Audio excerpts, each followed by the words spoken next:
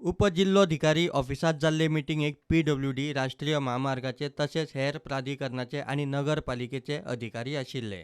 तांकां PWD national highway, PWD road national highway, MPT, MMC ज्यांच्या एरियेन जी religious structures आसा पळय ती आमी 2014 आयडेंटिफाय केल्ली.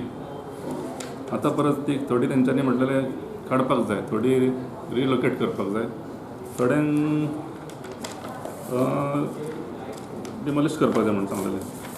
तितूंतली ऑलरेडी 7 स्ट्रक्चरां बायणा एरियांतली ऑलरेडी डिमॉलिश जाल्या, which are in Baina slum area.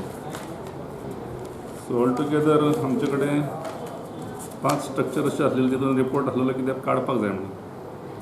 57 structure आसली ती काडपाची ना म्हणून आनी अरावंड 37 टू बी रिलोकेटेड म्हणून आसलेली. आतां ते जी कितें रोड वायडनिंगाच्या जाग्यान येता ती नॅशनल हायवेन ऑलरेडी काडल्या आनी थोडी अशी आसा ती काडूंक मेळना.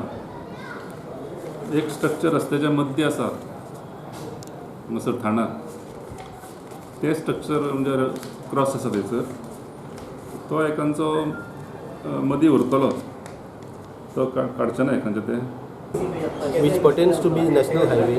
So there are areas in municipal limits, panchayat limits, and even CRZ areas where some religious structures are identified. So in my national highway area there are about 4 religious structures to be identified, which are to be relocated. That meeting was called now because of that, and we have to give the status report in writing so that I will be giving. प्रुडंटा खातीर विक्रम नाईक.